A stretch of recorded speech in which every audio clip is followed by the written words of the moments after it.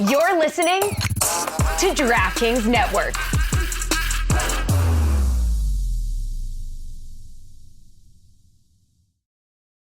Summer's the best time to run the way you want. Dial it up with new challenges and programs and bring your workouts with you to make the most of outside sunny days. There's no better way to do that than with Peloton. With Peloton, take advantage of how beautiful it is outside right now. You can go on an outdoor run or even a walk if you're not feeling like running, all while working on your tan. Summer's the best time to push your pace. Move how you want, enhance your fitness journey, and feel like your most empowered self. Whether you're prepping for a marathon or improving your pace, whatever road lies ahead, your training starts here with Peloton Tread or Tread Plus. Peloton's programs and instructors take you to new heights. Tap into their expertly programmed workouts and real-time metrics like pace targets that can take your fitness journey to new heights. From their strength classes designed for runners on the Peloton Tread or Tread Plus to guided outdoor runs on the Peloton app, Peloton's classes challenge you to be your best. Call yourself a runner with Peloton at onepeloton.com/running.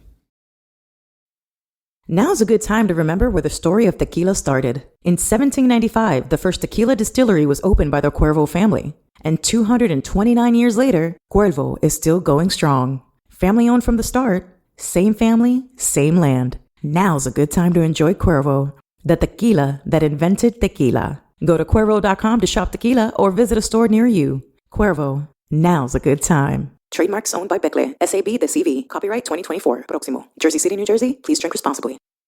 This is the Dan Le Batard Show with the Stugotz podcast. Stugotz, you have heard me lament in the way that things have sped up in coverage of sports and just social media addictions in general. Mm-hmm.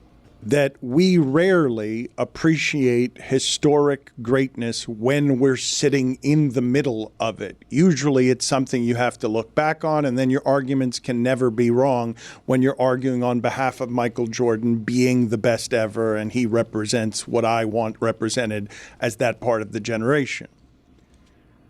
Michael Jordan went over Karl Malone and Clyde Drexler and Charles Barkley and all of them. He ends up trampling everybody. And I want to know from Amin and you where you put this age against Michael Jordan, given that the three guys who were competing over this generation that we just enjoyed in the Olympics, because we all realized, oh, this is the end of something pretty special here with these three guys. You had three Jordans going against each other, and one of them had a more valuable shot than the others. Jordan didn't have to play against anybody who was making all the threes, who was shooting like Curry. He only had to do it against Reggie Miller. Right. The game's math changed, and then Durant joins Curry, and LeBron can't get to a couple of the championships from there. So, I mean, historically, how will we regard the three guys who end up elbowing out Melo and Dwayne Wade and Chris Paul, whereas the previous generation, Michael Jordan was there to vanquish all comers, but I don't know that Drexler was as good as Curry or Durant are. Yeah, I don't think Drexler specifically is as good as those guys that you named, but I think people would name different names from that era. They would say, you know, Charles Malone, yeah, Olajuwon, Patrick Ewing, yes, Shaquille O'Neal. Mm-hmm. Like, those are the names of that era. Now, all of them are big guys because that was what the game was. The game was center-driven, big man-driven. And then if you think about it, like, shooting guard was kind of like the least glamorous position. And then, you know, Jordan kind of changed that. But then, I mean, that's the hard part about comparing eras. That's why, like, I'm not a big fan of the LeBron or Jordan conversation, because there's so many variables that every one of these great players both benefited from and were penalized by. I'm just asking you to put this group, these three unprecedented players having to play each other at the same time, right, put the generation in some sort of context before it ends here. Are you talking LeBron, Curry, and Durant, those three I'm in talking particular? about how wonderful a time it was in basketball to see these guys fight over a decade for all the titles. Well, yeah. I mean, it's not over yet. Like, all three of those guys are still really good, and they all three of their teams have aspects aspirations of continuing. It is to all play. over. You think it's over? It ended last year. I told you this last year, and you disagree with it. You believe in old guys forever. You believe in the old guy ability to summon something, and the young guys took the league last year. That one is obvious. Those three guys will not have a better chance than the ones they've already had. I disagree on the grounds that it's not like those three guys came short. I think the supporting cast around them came short. They were not provided with all the tools necessary. So, by way of example, if you take Jason Tatum off the Celtics and you put Kevin Durant, you think the Celtics aren't as good? But that's not what happened. But that's Kevin Durant joined Jason Tatum's Celtics to win the 2 titles that he won. But my point Now is, you're talking. My point is this, Dan. My point is, it's not that Durant and LeBron and Curry, like, their time is over. It's that the surrounding infrastructure around them has failed them at this point. And fail is a tough word because those guys have experienced a lot of success in their day. But I'm just saying, in the present time, the part that is stopping them from winning again isn't, oh, if only Curry was as good as he was a couple of years ago. Like, no, he's just as good as he was. It's, man, Jonathan Kuminga, not quite good enough, right? Klay Thompson, not quite as good as he once was. And so I'm not going to sit here and say it's over for any of those three guys because they're still playing at an extremely high level. It's just how do we get them the help and support they need? I would say for LeBron, it's over. Like, LeBron has shifted his focus. I want to be there for my kid. I want to play with my kid. He's not chasing championships. If he wins one more in L.A., great. Curry, I still think he can win a championship. And Kevin Durant, oddly, has the best chance to tack on multiple championships to his resume. Both of you, if he lands in the right spot. Both of you have upset me now because I'm trying to have a conversation with you about the last 10 years, and you want to have a conversation about the last 10 minutes. Right. I'm not interested in the end of their careers. I'm asking you both to put into context the fact that we have seen 3 all-time greats. 3 all-time greats that don't have precedence as basketball players. None of the 3. There's never been anyone who's existed like the 3 that we just watched. They fought for the championships for 10 years, and last year was oddly unsatisfying with the Celtics throttling everybody because they didn't have one of those 3 guys. They basically indoctrinated an era of fans into these are the 3 best. And good luck discussing and arguing who's fourth among them because these are 3 guys for all time. Now I'm asking you to put it in some sort of context because they beat each other and one of them didn't just beat the other 2 every time the way that Jordan did. I mean, the context is that this was a great generation, and it's a generation that's not over. But yeah, like I don't know what you're looking for in this argument. To be honest with you, I will tell you, the generation that had Jordan was the best generation. If you're trying to compare generations, don't do it. I care about. I'm not trying to compare generations. I'm trying to ask you guys whether it can properly be celebrated what it is that we just witnessed. Because we spent the 3 years criticizing Durant and LeBron. Steph's the only one who comes out of that unscathed. We spent the entire time questioning their greatness. Well, Steph never chased titles. I told you when Durant started to chase titles, Dan, it was going to work against him. Okay, I did. I told you that the second he started doing it. Curry just stayed put. He stayed put with a team that was built through the draft mostly, and then they tacked on Kevin Durant. Like, Curry didn't go anywhere. And so I think Steph Curry is probably going to win like one more title. But I'm with Amin. I don't know what you want us to do with context. I mean, like, what's the do you guys got anything for us here? I just think it's great. No, but I think it's an era for all time is my point. It's the only one that pales. Your parents, okay, can tell you all about Wilt and Bill Russell, and no one can explain to you how it is that actually Bill Russell ended up dominating a player like Wilt, who was the better player, like in an obvious way. That time is so far in the past, it might as well be ancient fossilized nostalgia. We're living in a time for all time right now, and it's what you just felt during the Olympics. The fact that you sort of realized it while they're taking out the Wembanyamas and the Jokic's, who are now, as you argue on behalf of, they've still got time left. I mean, they've had the sport taken from them by who is regarded as the best in the world, and it's Jokic. It's by consensus. It's whether you like him or and not. The Celtics. But they've had the sport taken. Best player in the world title is not something we'd give Steph, Kevin, or Durant, or LeBron right now. Right. In the words of Ricky Bobby's dad, oh, you could be second, you could be third. Like, okay, so they're not the best. You think, like, so they're out of the top 10? They're out of the top 100. Like, they're still great. But I said that about Affleck, and you guys told me that I couldn't have him in the top 20. Affleck, but he never was. That's the difference. Affleck was never in the top 20. I'll work on a list. But Dan, Top 20. you went back to Wilt and Bill Russell. Dude, in the 80s, we had Dr. J, Magic, Bird, Isaiah Thomas. Preach. And Moses Malone and all these guys fought over the titles, and they won the titles, and they split, and they had to go through one another. So I don't think like this is unprecedented. We have a habit of like thinking what's happening to us right now is like the only time this has ever happened, right? I saw this stand-up comedian talking about. He said, oh, people say, oh, I don't want to bring a child into this world. What? A world with like medicine and air conditioning and things like that? Like somehow it would be better to bring a child into the world 100 years ago? No, like, look, man, the reality is we're all going through a similar, not the same experience because there are different challenges and different benefits and rewards, but it is similar in that there's always going to be a bunch of other people that are dealing with the thing. What are we laughing at? Oh, nothing. I mean, just keep going. You're rolling. You're sounding good. You're giving. I was. Some rights You're have doing the gone generational away. context And when everybody's thing. laughing, I Here kind of feel. Right. 50 years ago. What's that? Some rights have gone away that we did have 50 years ago. And some rights we There was a better time. like there were things. Yes, there are things that we Specifically had. ones that got taken away like Summer a of year 84. ago. Oh, the LA games. There was a time you used to be able to treat your quarterback like shit, and you wouldn't go crying to the media.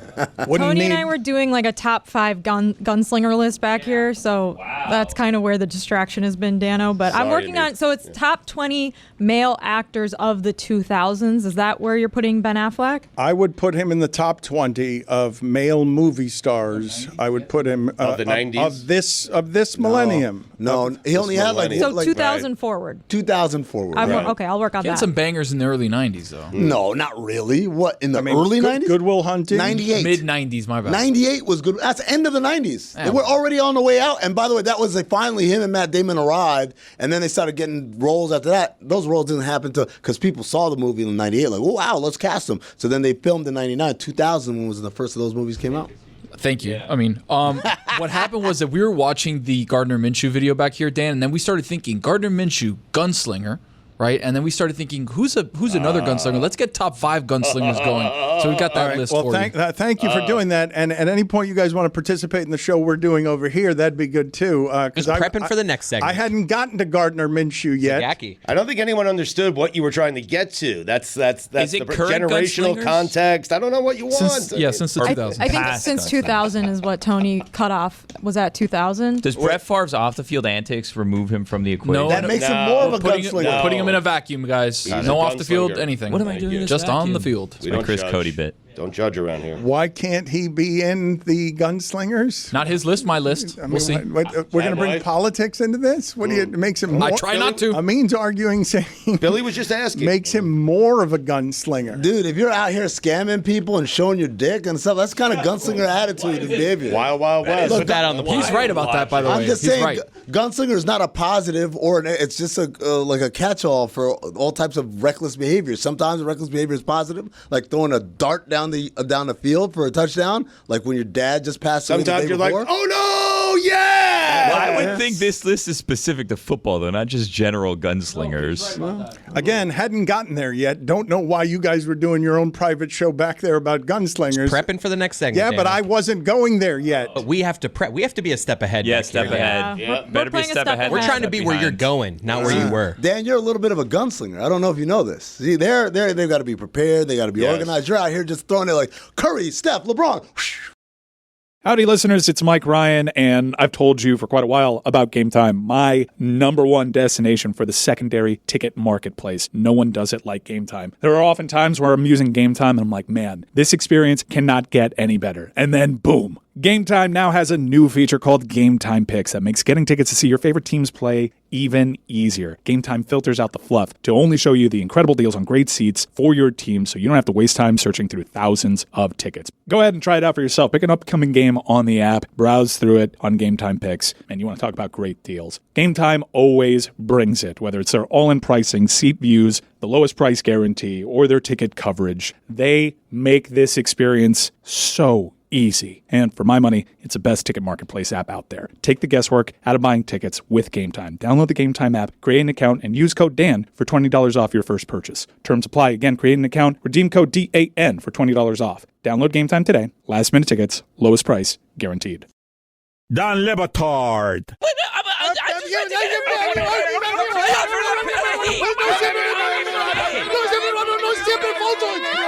Stugotz. Every cup game. And what? This is the Don Lebatard Show with the Stugotz.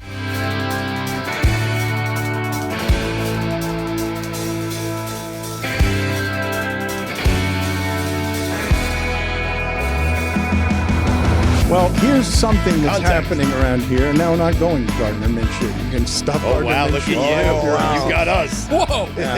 Gunslinger You've just denied. All you've done is denied the audience. You haven't denied me anything. But they really wanted to hear about Gardner You know they Minshew. did. Guys, You know they did. we drew up the play. Everyone's lined up. Dan hikes the ball, says, you know what? Yep. Fuck it. I'm going Yep, that way. Took it, put it under my arm, and walked right out of the stadium. Nah, Dan's the one that Dan's in Mahomes. He tosses it behind his back. The play starts breaking down. He makes it happen. He makes these things work. Dan came a trabajar hoy, and we're getting in his way. So stop it right now. Dan, back to you. Yeah, gunslinger talk. That's really what I want to do. Can't wait to do it. The thing that I Wednesday. wanted to ask you guys, because this like a is Friday. happening around here a lot, and I don't know what to do with it. You have a bunch of people in the other room who are clamoring and really want to do a fantasy show for the audience. And we are not good at doing fantasy shows. You can absolutely rig your clickbait by just this time of year doing fantasy garbage. People are snorting it. Everybody is trying to, they're basically trying to get up to speed on all things football a week before the season. Mike Wright on God Bless Football this Friday. I mean, Oh, nice. fantasy footballers. Yeah. Getting you ready.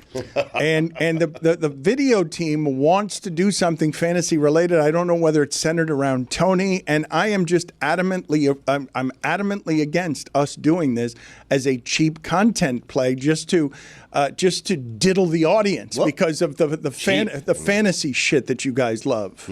First off, let me speak for the video team, the fantasy audience. We could do a kick-ass show if we were allowed to do a kick-ass show. I think that's the most important thing. So if we had the go, we could make it happen. The green light. Exactly. And then we could make it happen. Tony, not to cut you off, but I'm going to just say this right now. Maybe if you had a couple gunslingers, you'd do the show. What is this? There can only be one gunslinger. You You know? think that, oh, no, there can always be multiple gunslingers. You think Make it gunslingers happen? wait for an okay? They just gunsling. That's what they do.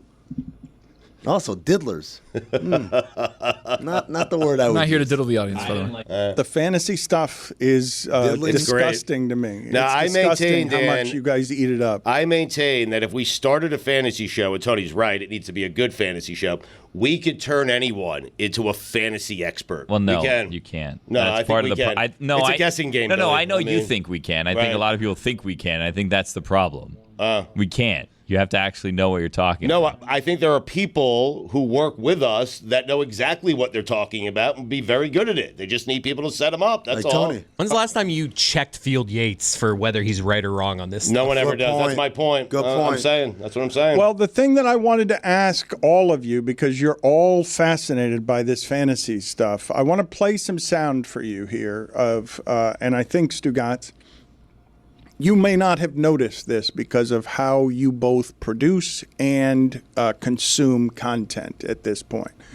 But whether it's Hassan Piker or people like Warren Sharp, there are a whole lot of people in the democracy of the podcast space who are aggressive, type A personalities on how it is they're going to conquer everybody by having better and more information than others. Yep. And they found a way to, I don't know what Warren Sharp's past is, but a lot of people who didn't like their happiness in law, like Mike Florio or one of the original content monsters, they wanted another career. They found that the sports industry was ripe with both people who were cavemen and kind of lazy.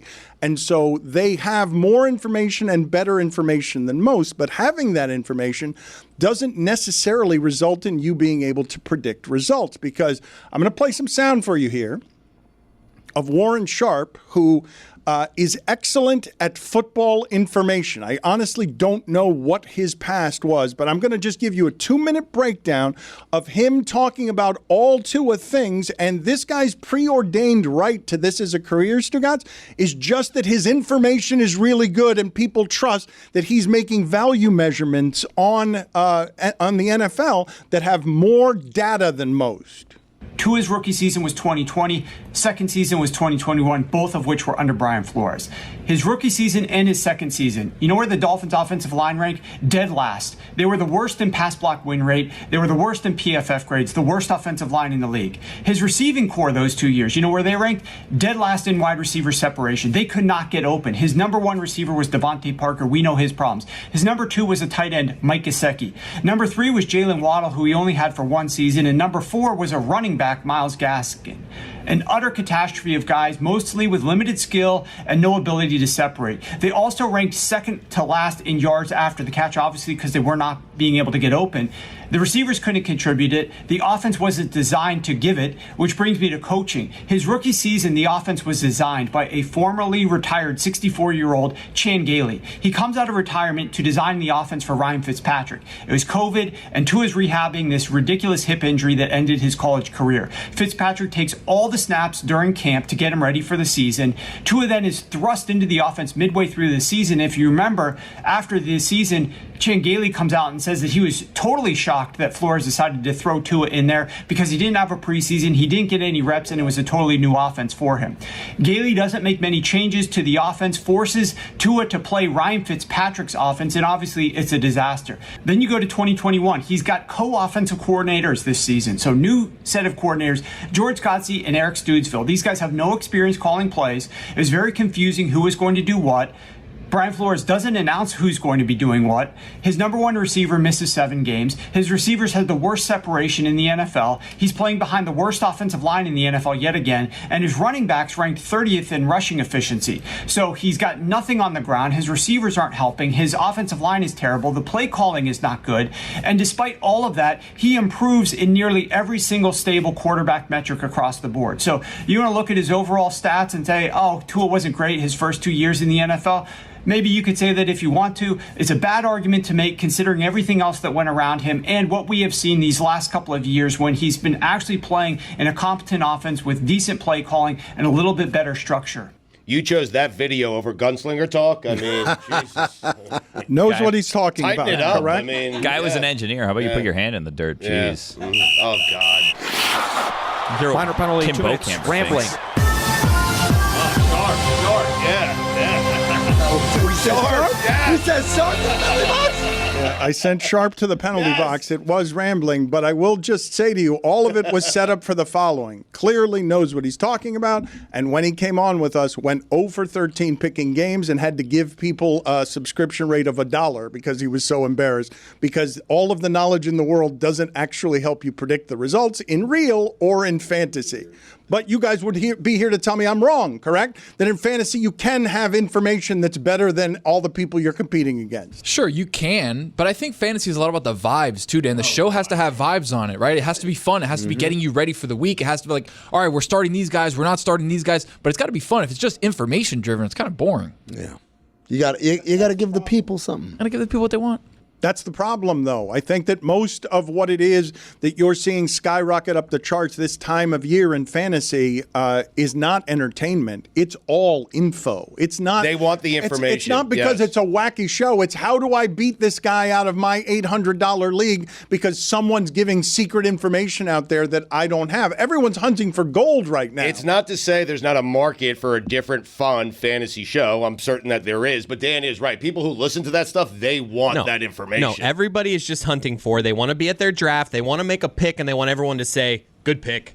Good pick. Well, yeah, of and course, I need other people to tell me who those good picks are going to be. Who am I taking in the 7th round? Where's the value? I just want people to congratulate me. I don't actually care if I win in fantasy. I just want there's nothing worse than you go up to your board in the draft, you put your sticker there, and just silence. There's or one of these There's moves. no bad. I'd rather be mocked for a bad pick than just silence. That eerie. It's like the longest walk back to your table when you're at the draft, and there's just nothing said. What is he doing? Are you guys still doing physical in-person I have a couple. drafts? Those are the best. I never do that. No, I don't The like online doing ones that. are faster, but I love a good. Let's all get together. Let's the talk lights shit. are flowing. Oh, But I mean, they also live in the same like place where they grew up, so they have like bigger friend groups here. Like I don't have any friends here, so that wouldn't work for me. Friendless.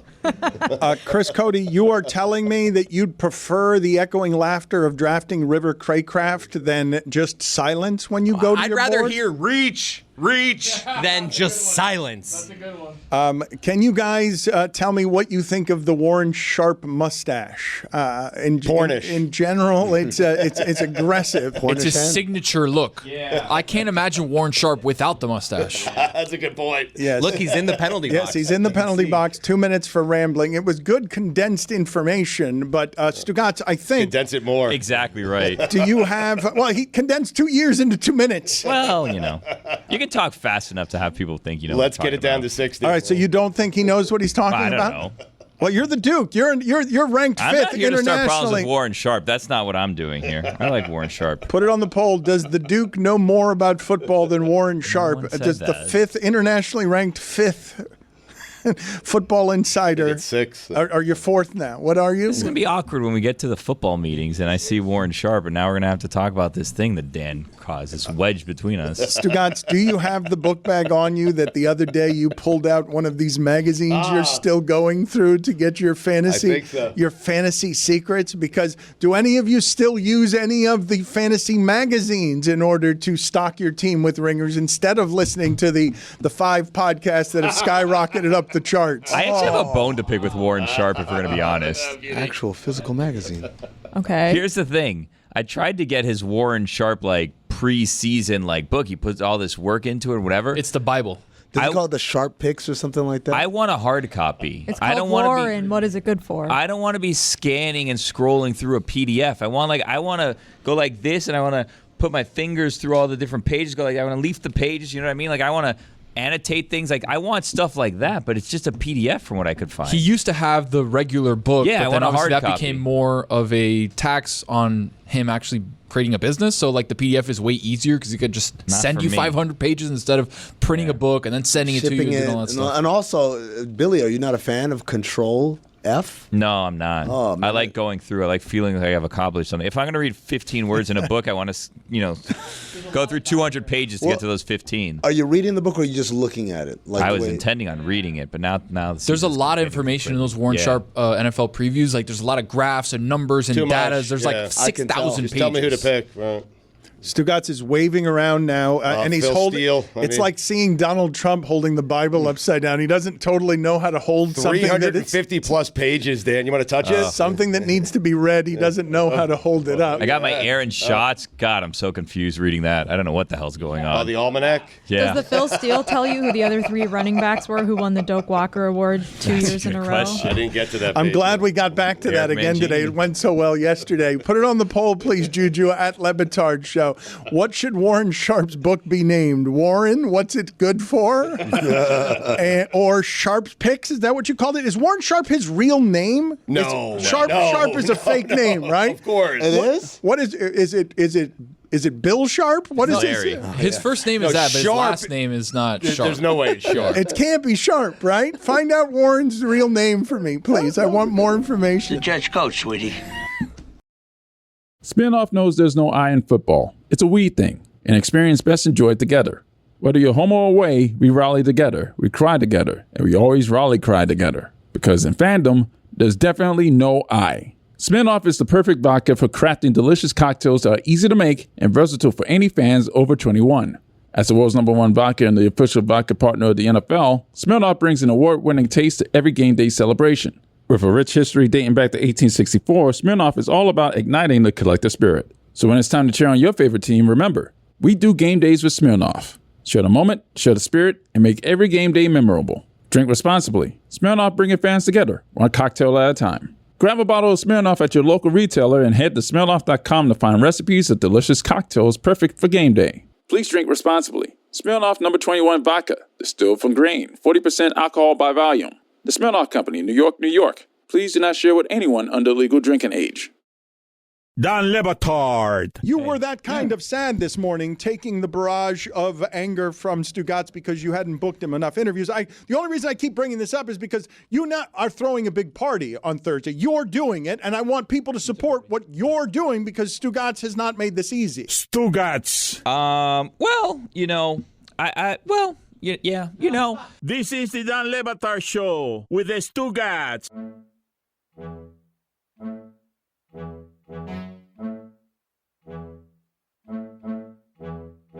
Would you guys please do me the favor of getting me updated on the following that I am now being texted about and tweeted about? Somebody is accusing Stephen A. Smith of, well, that's interesting. Stephen A. Smith on First Take insinuating that Dan Le Batard and his show are in cahoots with the Dolphins and the NFL and Tua with that interview. Inside job? I don't know what the accusation is entirely. Guys, I'm sorry. I got to come clean. I am actually an agent for Roger Goodell, and I've orchestrated all of this, everything. The building of Meadowlark Media, the studios, everything you've done here over the last 3 years, basically, since freedom, has been one massive conspiracy between the NFL and myself to entrap you, Dan Le Batard, and make you a tool of our oppression. I'm grateful that you immediately jump into the mode of defending us against this with your sarcasm, but I'd like to know the nature of the accusation first. Jessica, what did you just take a giant bite out of there? It looked delicious, and it looked a bit carnivorous, and I think there was some cupcake involved. How much food did you just stick in your mouth? Hold on, Jessica. It looked carnivorous. It was trying to eat Jessica back? Yes. You need to fill more time, Dan. She can't talk yet. I made a mistake just now. I forgot to eat breakfast during the break because Taylor had the Phil Steele book, so I started reading through the Phil Steele book, and then we started looking through the 247 rankings of 2028 recruiting class quarterbacks to see who was still in college. A number of players still in college, actually. So I was distracted by all of that, and then I was like, oh, my God, I forgot to eat my toast from this morning. So then I was like, well, I have to eat it now because I can't wait for another break. So I took a big bite of it just It looked now. like icing, though, wasn't it? It was cream cheese of some sort? It's or? avocado toast. Okay. It's just avocado. Okay, I'm sorry. It looked both like dessert and meat, and it looked like a great deal of I'm not going to eat meat delicious. until Sunday. I'm saving my meat appetite for the barbecue contest. Yes. Make sure that I'm ready, you know. To go to Key West Ready with for Roy. Mr. Meat The Master. fishing tournament / barbecue / all-purpose charity event that Roy and Jessica are doing on the southernmost I think Roy called it a point of the world. mishmash of random charitable shit. Yes, they crazy. did an excellent job of not promoting it well. They were exceptional at that. So it means a spy? That's what he is claiming, but I'd like to get back to the previous detailed reporting of what is Stephen A. Smith actually accusing me of. Can you guys get some actual information as opposed to Amin just riffing here? It seems like he's saying that, the Dolphins wanted you to ask Tua that question. You asked the question so Tua could give that response. He wanted to get it out there. You're basing this on no I'm not basing it on information that anything. you've Yes. got either. Right. Okay, very Yes. good. So you and Amin not I didn't giving do me. it. I know, Stephen A. did. I know, but I don't know what he did. And before you guys go straight into reaction mode, can you please tell me what he did? We will get to your reactions in a moment. Get yourselves informed before you give the reaction. If that is what he did, though, did the Dolphins tell you to ask that question? Yes, obviously. Oh.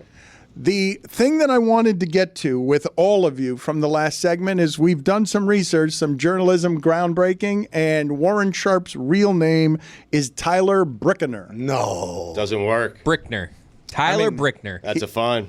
He missed the opportunity to go by the Brick. Oh, my God. Oh, man. If he was a hoops guy, that would have worked, though. But JT already had it. I mean, No, if you go hoops and you go by the nickname The Brick, you're just Russell Westbrook. You don't want to be the Brick. Shout out to JT. JT, man. JT the Brick is a legend. He really is.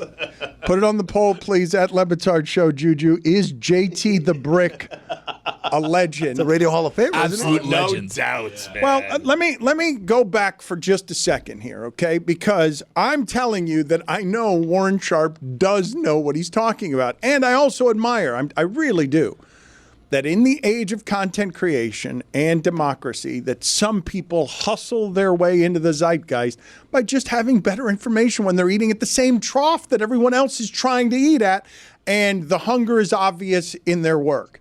Take the mustache away, though. He's got nothing. I mean, it's Big part of his game. That's his whole bit. Well, he does have good information. Again, it's not just the mustache. No, but it's helping, certainly. Not going to dispute it. But the thing that I wanted to ask you guys, because Stugotz really does believe that everyone can lazy their way into it the way that he did. And so he believes he can create a Warren Sharp out of just magic and God bless football. That he and Billy can find their... What do you mean Billy? No. What do you mean no? No, this is a situation where we had a talk, and I said, hey, let's try to be on the same page this season if we can, so that everything runs as smoothly as possible. Like, keep me up to date on some of these things, this and that. Just like let's make this smooth. Let's make this football season fun. Let's be hand in hand here, me, you. Let's talk to the unlikely, people that help all very with the guest unlikely. bookers, so we don't an have surprise untethered guests. balloon that's always deflating. You will have no control over him. You'll be tired by week 3. Well, did Jessica just spit a bunch of avocado into a cup? It was a radish. That was a radish, yeah.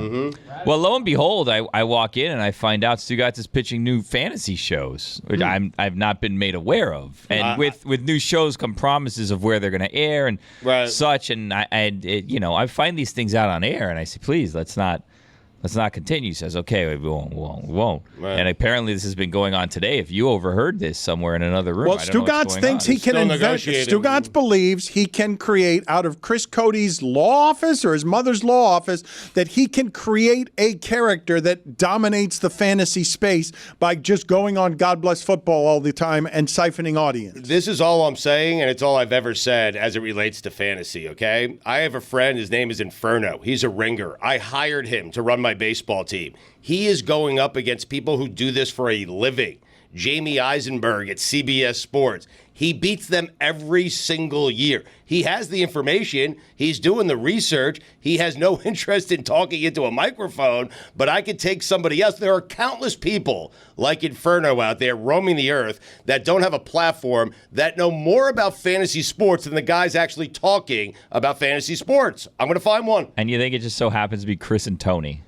Well, no. I think Chris may know someone. Tony might know someone. I know a few people that know a lot more than some of the people I'm hearing out there. That's all.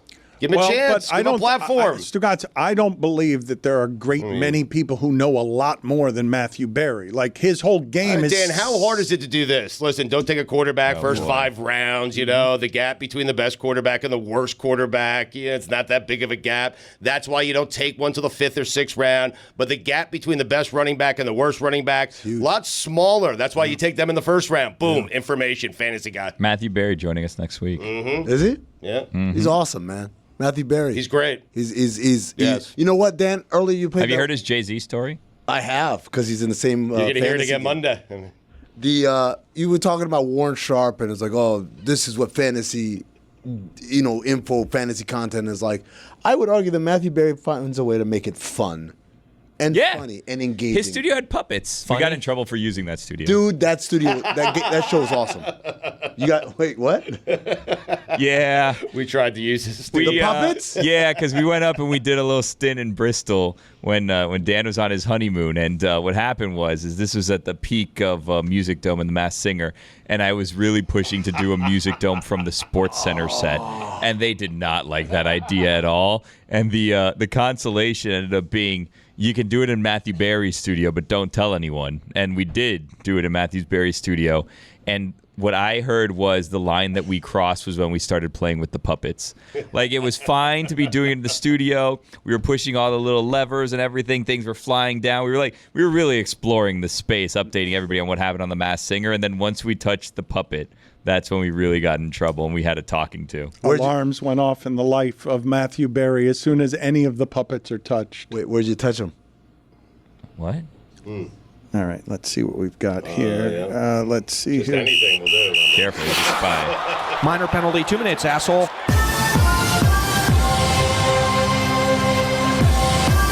Didn't Stugotz also try and fail to get... Go ahead. Thank you. Get out of here. Excellent timing.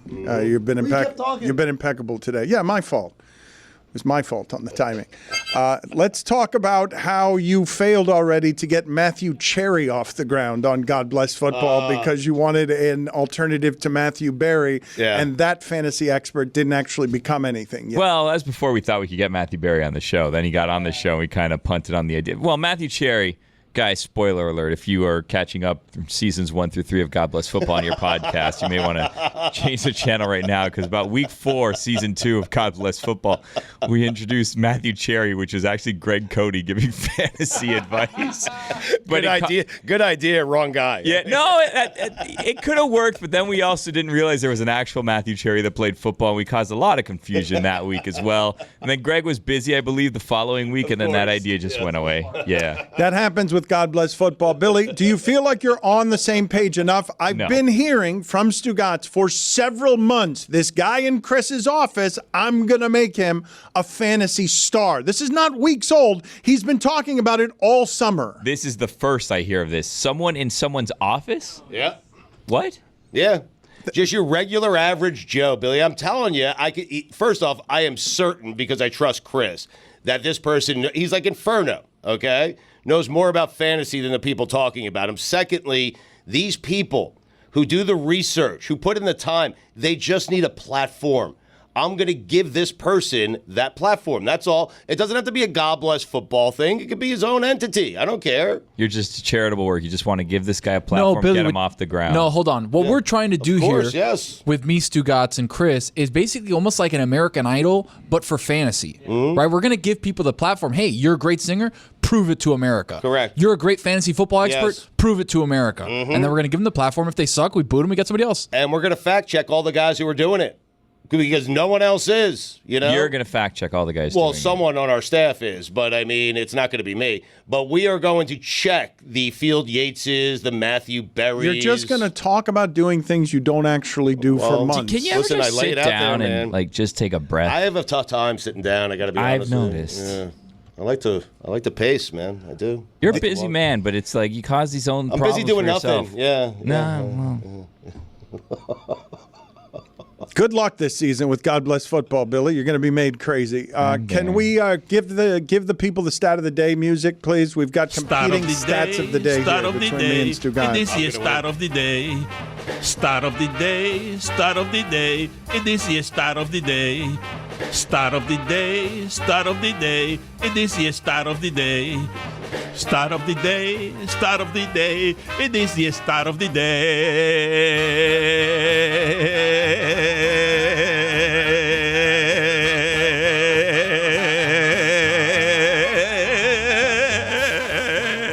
Is yours inside of sports or outside of sports, your stat of the day? Inside of sports, I think. Well, you would know. You'd be the only one who would know. Some of it's inside, some of it's outside. 50-50. Let's see what we've got. Courtesy of @RDMancini on Twitter. Sister Jean was 12 years old when Thomas Edison died. Beat that! Is that a better stat that in Finland there are more saunas than cars? Oh, wow. Hard to believe. Which is the better stat? Put it on the poll, please, @LeBatard Show. Did you know that in Finland there are more saunas than cars? Weirdly, they do both naked. It's a weird thing about Finland.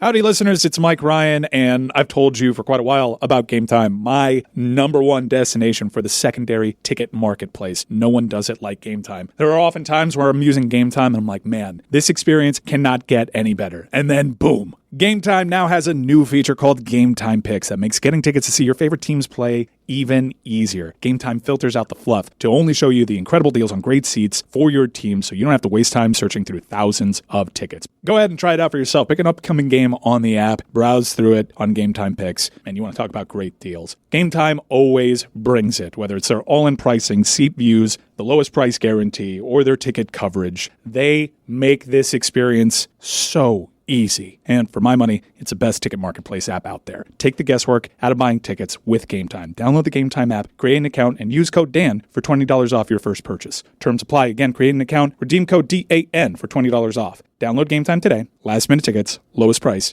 guaranteed.